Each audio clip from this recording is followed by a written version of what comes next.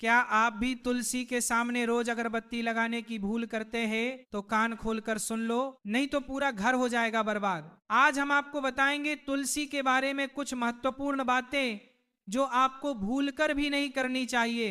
और ऐसी कौन सी बातें हैं जो तुलसी के सामने करने से तुलसी माता और लक्ष्मी माता प्रसन्न हो जाती है?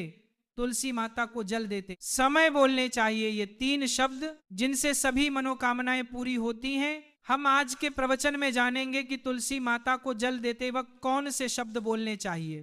किसी समय की बात है, भगवान विष्णु विश्राम कर रहे थे, तभी देवी लक्ष्मी वहां आई और भगवान विष्णु से तुलसी माता को जल देने के महत्व के बारे में पूछा। भगवान विष्णु ने उन्हें तुलसी माता को जल देने के महत्व को विस्तार से बताया। तब देवी लक्ष्मी ने कहा, हे स्वामी, आपने मुझे तुलसी माता के महत्व के बारे में बताया, लेकिन अब मैं यह जानना चाहती हूं कि तुलसी माता को जल कैसे देना चाहिए, उनकी सेवा की सबसे श्रेष्ठ विधि क्या है और जल देते समय कौन सा मंत्र बोलना चाहिए। भगवान विष्णु ने उत्तर दिया, जैसा कि मैंने तुम्हें तुलसी माता के महत्व के बारे में बताया, उसी प्रकार तुलसी माता को जल देते समय बोला जाने वाला मंत्र भी बहुत महत्वपूर्ण है। यह मंत्र 3 शब्दों का है, लेकिन इसका प्रभाव अत्यंत शुभ और कल्याणकारी है। जो भी रोज तुलसी माता को जल देते समय इन 3 शब्दों का उच्चारण करेगा, उसके घर में माँ लक्ष्मी का वास होगा, उसकी दरिद्रता समाप्त हो जाएगी और उसे अपार धन धान्य की प्राप्ति होगी। मंत्र के महत्व को बताते हुए भगवान विष्णु ने कहा, इस मंत्र का महत्व सुनने से ही मनुष्य के सभी पाप नष्ट हो जाते हैं। उसे हजारों वर्षों तक तुलसी माता को जल देने के पुण्य का फल मिलता है। फिर भगवान विष्णु ने देवी लक्ष्मी को एक कथा सुनाई। उन्होंने कहा, दक्षिण दिशा में यम नगरी नामक एक नगर था, जहां रमेश नामक एक ब्राह्मण रहता था। वह अत्यंत पापी और गलत कामों में लिप्त व्यक्ति था। जन्म से ब्राह्मण होते हुए भी वह धार्मिक कार्यों से दूर रहता था। न वह पूजा करता, न ध्यान, न जप और न ही किसी का सत्कार करता। वह मदिरापान और मांसाहार भी करता था और हमेशा अनैतिक कार्यों में व्यस्त रहता था।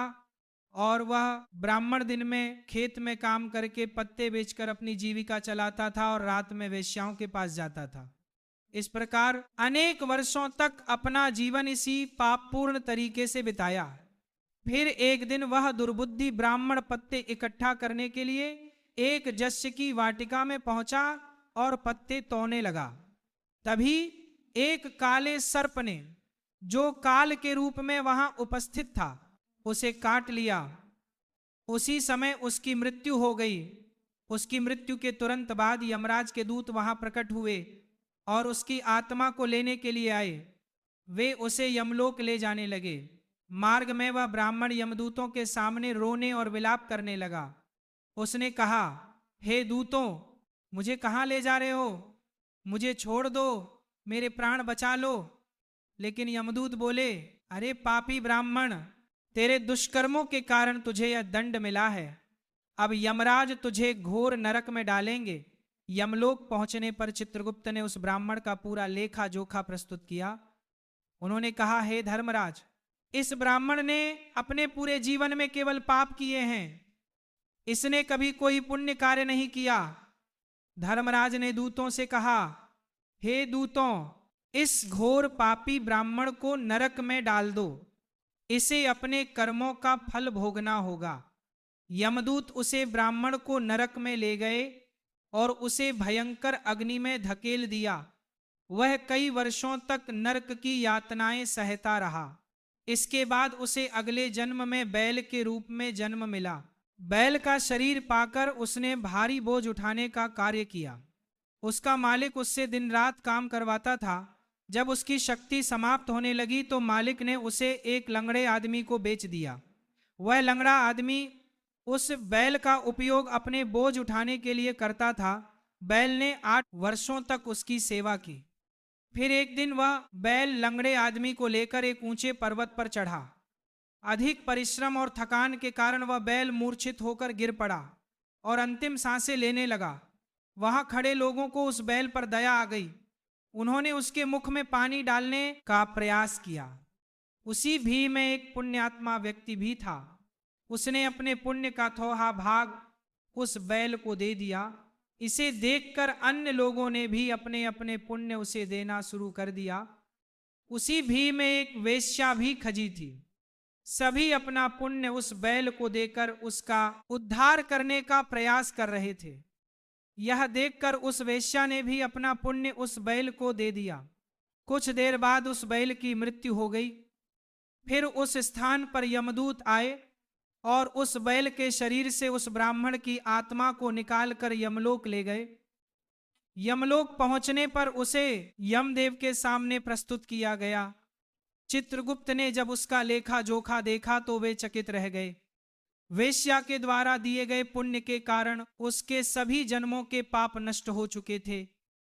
यमदेव ने कहा, हे ब्राह्मण, उस वेश्या ने तुझे अपना पुण्य देकर तुझ पर बड़ा उपकार किया है। उसी के पुण्य के प्रभाव से तुम्हारे सभी पाप नष्ट हो गए हैं। इसीलिए अब तुम्हें फिर से मनुष्य जन्म प्राप्त होगा। इस प्रकार वह ब्राह्मण पृथ्वी पर एक उत्तम ब्राह्मण कुल में जन्म लेता है। उस महापुण्य के प्रभाव से उसे अपने पूर्व जन्म की सारी बातें याद आने लगती हैं। जब वह बड़ा होता है तो उसे यह ध्यान आता है कि पिछले जन्म में जब वह बैल था तब एक वेश्या ने उसे अपना पुण्य दिया था। उसके मन में उस वेश्या के बारे में जानने की उत्सुकता जागती है। वह वेश्या का पता लगाकर उसके नगर में पहुंचता है। वहां वह वेश्या जो अब बूढ़ी हो चुकी थी उसे मिल जाती है। वह ब्राह्मण उसके सामने जाकर बार बार प्रणाम करता है और धन्यवाद देने लगता है। वेश्या उससे पूछती है, हे ब्राह्मण श्रेष्ठ, आप कौन हैं और किस कारण मुझे धन्यवाद दे रहे हैं? मैंने आपका कौन सा कार्य किया है जिसके लिए आप मुझे नमस्कार कर रहे हैं? तब ब्राह्मण कहता है, हे मां, मैं वही बैल हूं जिसे तुमने अपना पुण्य देकर जीवन दान दिया था। अपने पाप कर्मों के कारण मुझे पिछले जन्म में बैल बनना पचा। उस पर्वत पर जब मैं अंतिम सांसें ले रहा था तब तुमने अपना पुण्य मुझे दे दिया था। उसी पुण्य के प्रभाव से ही आज मुझे फिर से मनुष्य जन्म मिला है और अपने पूर्व जन्म की सारी बातें याद हैं। किंतु हे मां, मैं यहाँ ये जानने आया हूं कि तुमने मुझे कौन सा पुण्य दिया था जिससे मेरे सभी पाप नष्ट हो गए। मैं उस पुण्य के बारे में जानना चाहता हूं। तब वेश्या ने कहा, हे ब्राह्मण श्रेष्ठ, मैंने तो अपने जीवन में कोई पुण्य का कार्य नहीं किया है, पर मेरे घर में एक तोता है जो पिंजरे में रहकर हमेशा कुछ बोलता रहता है, जिसे सुनकर मेरा अंतःकरण पवित्र हो गया। वही मंत्र मैंने आपको पुण्य स्वरूप दान किया। फिर वह वैश्य और ब्राह्मण उस तोते के पास गए और उससे पूछने लगे, हे शुक, तुम कौन सा मंत्र बोलते हो जिससे हमारे जीवन का उद्धार हुआ? ये मंत्र तुम्हें किसने सिखाया और इसका क्या अर्थ है? तब उस तोते ने अपने पूर्व जन्म का वृतांत सुनाना शुरू किया। वह बोला, हे ब्राह्मण श्रेष्ठ, पिछले जन्म में मैं एक ब्राह्मण था। मुझे अपने ज्ञान का बहुत घमंड था। मैंने कभी गुरुजनों का सम्मान नहीं किया बल्कि उनका बार बार अपमान किया। अपने अहंकार के कारण मेरा स्वभाव क्रोधी और द्वेषपूर्ण हो गया। मैं सभी को तुच्छ समझने लगा और विद्वानों का भी अपमान करता था। कालांतर में मेरी मृत्यु हो गई और मुझे यमलोक ले जाया गया। पूज्य व्यक्तियों और गुरुजनों का अपमान करने के कारण मुझे तोते के कुल में जन्म लेना पड़ा। तोते के रूप में जन्म लेने के बाद छोटी अवस्था में ही मेरे माता पिता का साथ छूट गया। मैं अकेला पेड़ की डाल पर बैठकर रो रहा था। तभी कुछ मुनि उस मार्ग से जा रहे थे। उन्होंने मेरी दयनीय स्थिति देखी और मुझे अपने आश्रम ले आए। आश्रम में उन मुनियों ने मुझे एक सुंदर पिंजरे में रखा और मेरी देखभाल की। वे मुझे प्रतिदिन भोजन कराते और मुझसे स्नेह करते थे।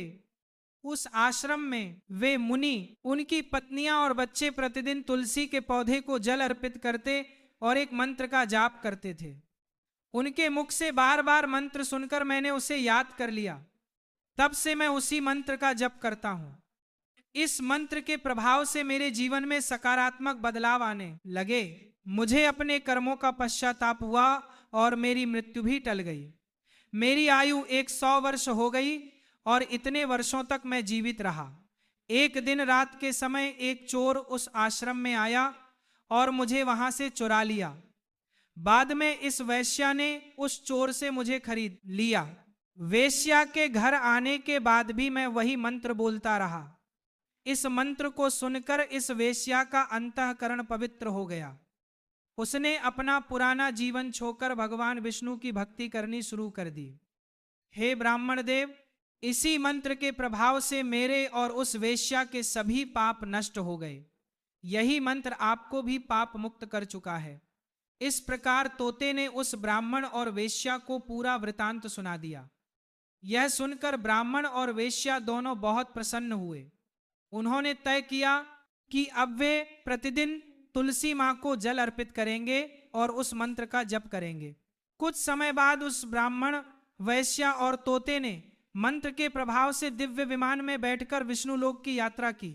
भगवान विष्णु ने देवी लक्ष्मी से कहा, हे देवी, देखा आपने, केवल तुलसी मां के मंत्र के प्रभाव से उस तोते, वेश्या और ब्राह्मण के सभी पाप नष्ट हो गए। इसीलिए हर व्यक्ति को प्रतिदिन तुलसी मां को जल अर्पित करते हुए इस मंत्र का जाप अवश्य करना चाहिए। वह मंत्र इस प्रकार है, ओम वृंदावनी स्वाहा। ओम वृंदावनी स्वाहा। जो स्त्री प्रतिदिन तुलसी मां के सामने इस मंत्र का उच्चारण करेगी वह सौभाग्यशाली बनेगी।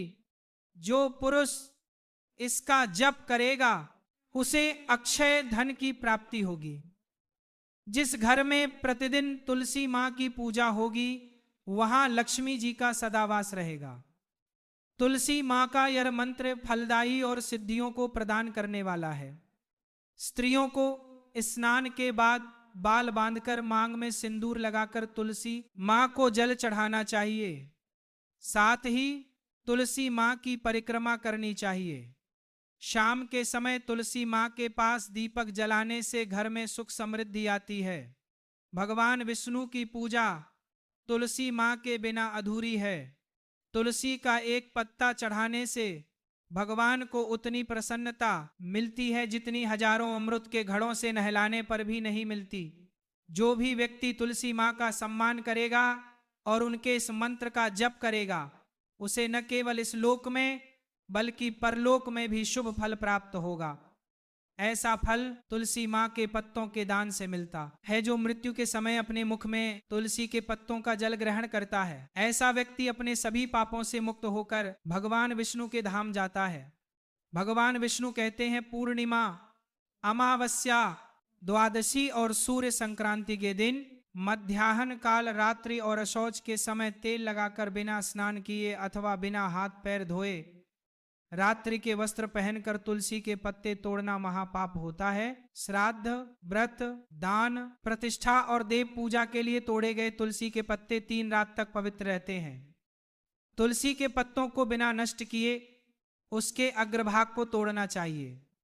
तुलसी की मंजरी जो सभी फूलों से श्रेष्ठ मानी जाती है, उसे तोड़ते समय पत्तियों का होना आवश्यक है। पौधे को बिना हिलाए केवल अग्रभाग को तोड़ना चाहिए ताकि पूजा का फल और बढ़। तुलसी के पत्तों को कभी नाखून से नहीं तोड़ना चाहिए क्योंकि इससे पाप लगता है। रात्रि के समय तुलसी के पौधे को छूना या उसके पत्ते तोड़ना अशुभ माना जाता है क्योंकि रात्रि में वह निद्रा अवस्था में होती है। गुरुवार को तुलसी के पौधे में थोड़ा कच्चा दूध अर्पित करें और इस दौरान ओम नमो भगवते वासुदेवाय नमः मंत्र का जप करें। तुलसी के पौधे के पास शालिग्राम रखें और तिल चढ़ाएं। शालिग्राम पर तुलसी के पत्ते रखकर चंदन का तिलक करें। अगर कोई महिला मासिक धर्म में है तो तुलसी की पूजा से बचें क्योंकि इस समय तुलसी को छूना पाप होता है जिससे महिला की दुर्गति हो सकती है। इस प्रकार भगवान विष्णु ने देवी लक्ष्मी को तुलसी के जल देने के मंत्र का महत्व बताया। और आप भी हर रोज ऐसे ही हमारे प्रवचन सुनने के लिए चैनल को सब्सक्राइब करें। बोलो राधे राधे।